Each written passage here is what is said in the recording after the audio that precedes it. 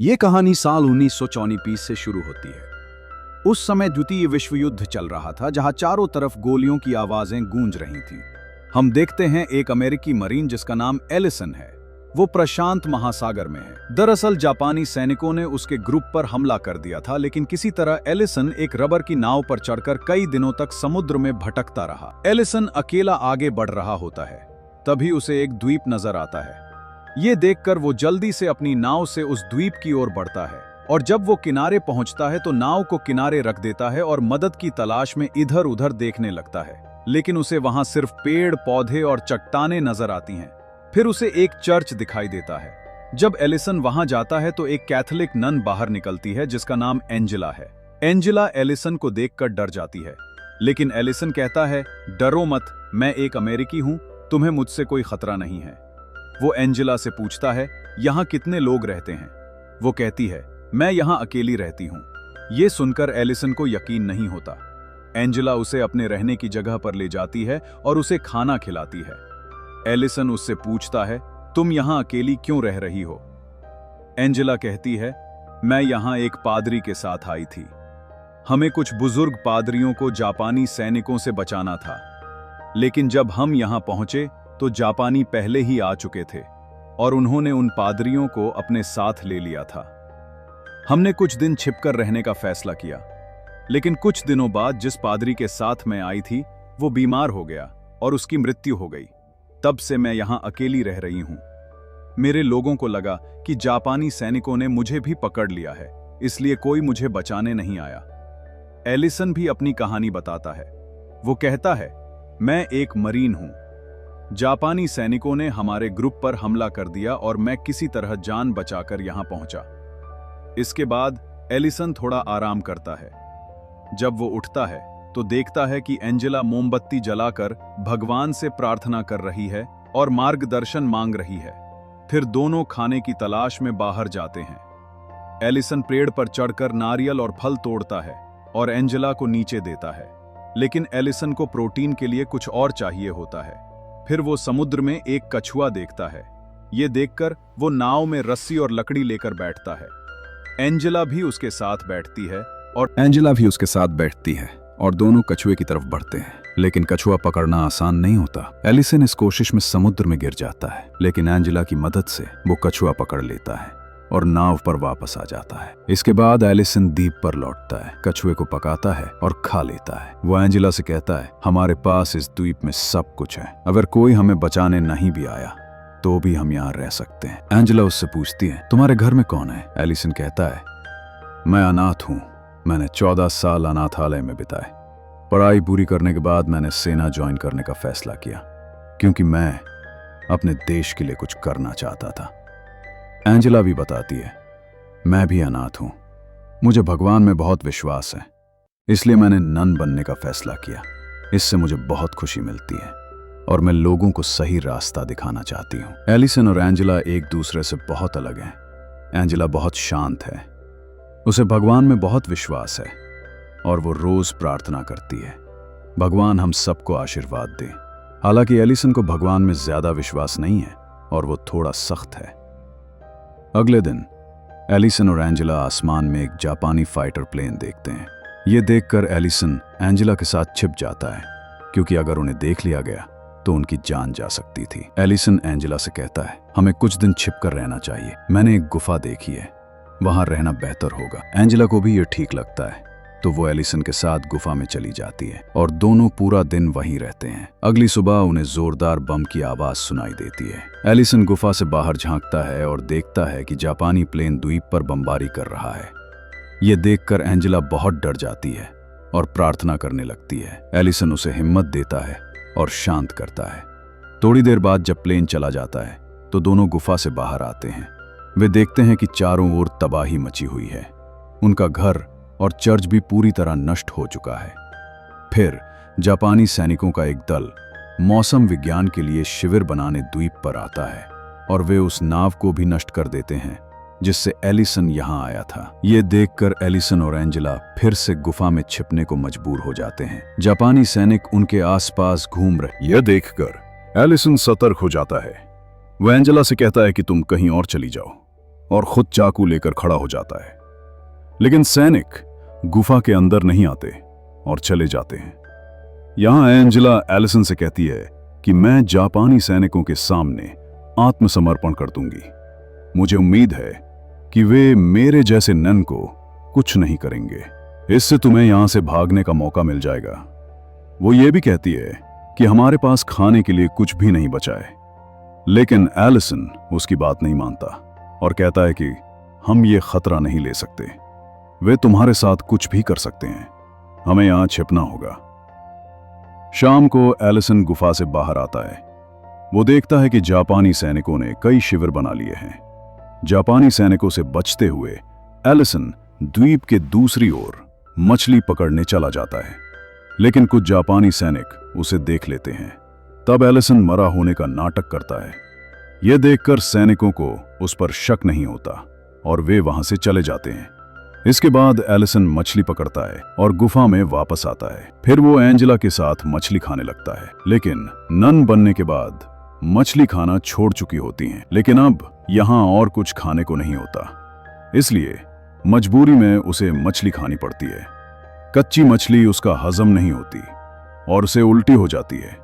फिर वो बिना कुछ खाए सो जाती है। थोड़ी देर बाद जब एंजेला सो रही होती है तो एलिसन चुपचाप गुफा से बाहर निकलता है और जापानी सैनिकों की गतिविधियों पर नजर रखने लगता है। वो अपना चेहरा काला कर लेता है ताकि कोई उसे ठीक से पहचान न सके। जब उसे मौका मिलता है तो वो चुपके से उनके कैंप में घुस जाता है और खाने का सामान बैग में भरने लगता है। तभी वहां एक सैनिक आ जाता है, जिससे एलिसन को वहां छिपना पड़ता है और वो चुप रहता है।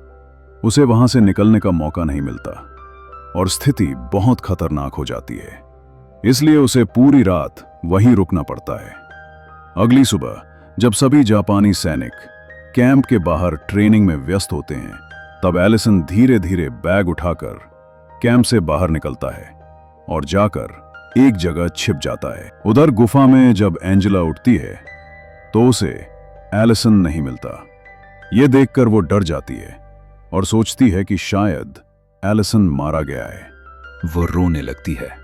इतने में एलिसन जापानी सैनिकों से बचकर वापस आ जाता है। उसे सही सलामत देखकर एंजेला बहुत खुश होती है। एलिसन बताता है कि वो खाने के लिए कैंप गया था, लेकिन एंजेला उससे नाराज हो जाती है। वो कहती है कि तुम बिना बताए चले गए, जिससे मैं बहुत डर गई थी। तब एलिसन कहता है कि अगली बार ऐसा नहीं करूंगा। अगले दिन एलिसन एंजेला को एक फूल और कंघा देता है, जिससे एंजेला खुश हो जाती है। वो एंजेला से पूछता है, क्या तू नन की जिंदगी छोड़कर सामान्य जीवन नहीं जीना चाहती? इस पर एंजेला बताती है कि उसने अभी अंतिम व्रत नहीं लिया है।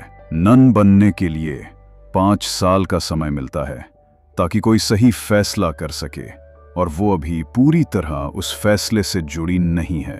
तभी बाहर से आवाजें आती हैं और वो देखते हैं कि जापानी सैनिक द्वीप छोड़कर जा रहे हैं। ये देखकर दोनों बहुत खुश होते हैं। जापानी कैंप में छोड़ी गई चीजों से अब उन्हें खाने पीने की दिक्कत नहीं होती। इसके बाद एलिसन एंजेला से कहता है कि वो बचपन से बहुत अकेला रहा है।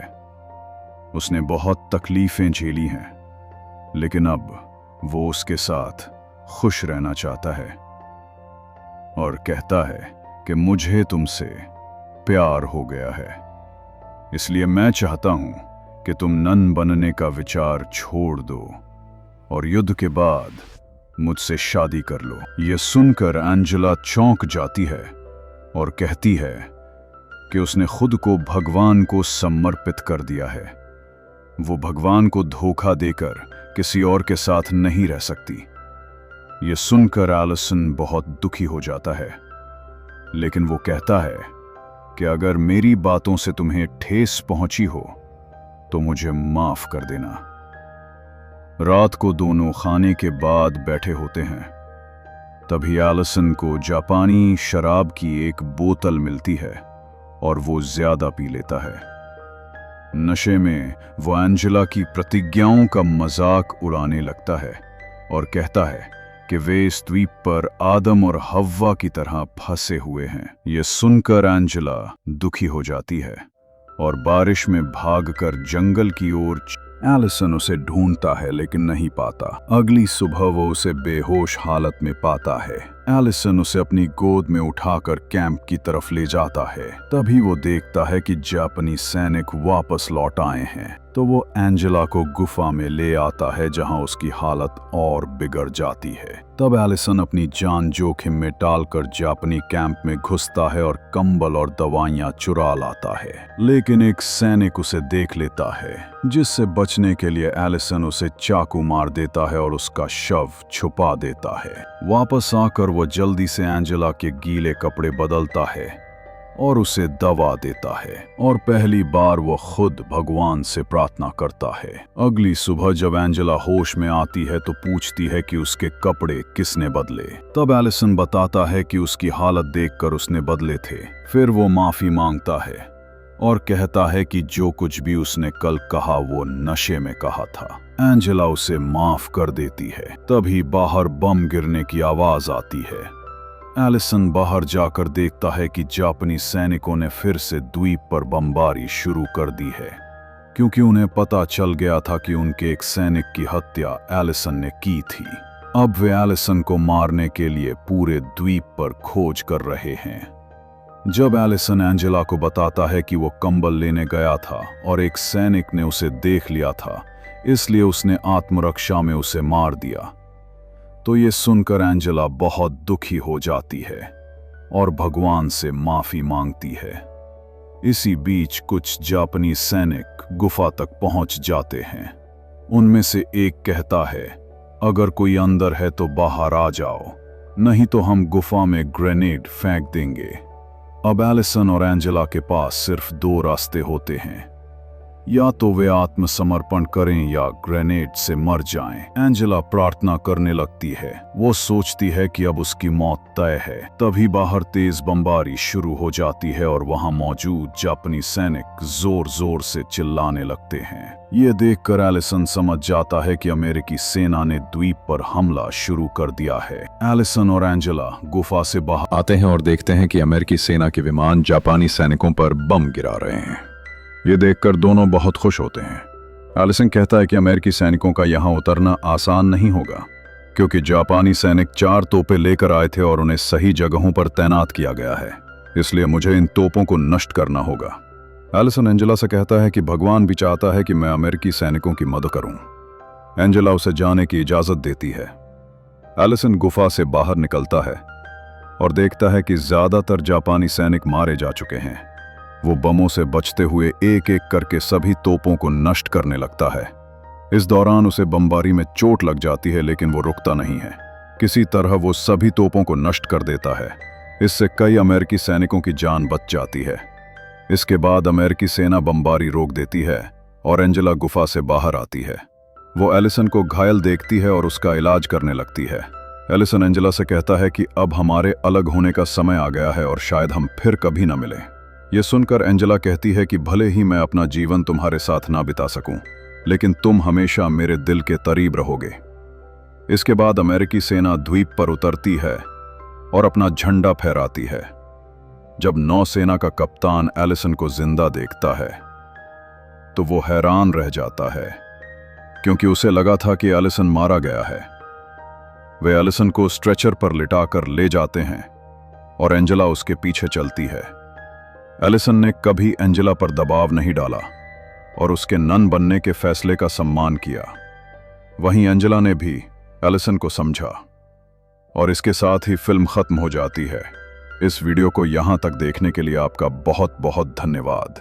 वीडियो को लाइक और शेयर करें और हमारे चैनल फिल्मी एक्सप्लेनर यूट्यूब को सब्सक्राइब करें और बेल आइकन दबाएं ताकि आने वाली वीडियोस आपसे मिस न हो जाएं।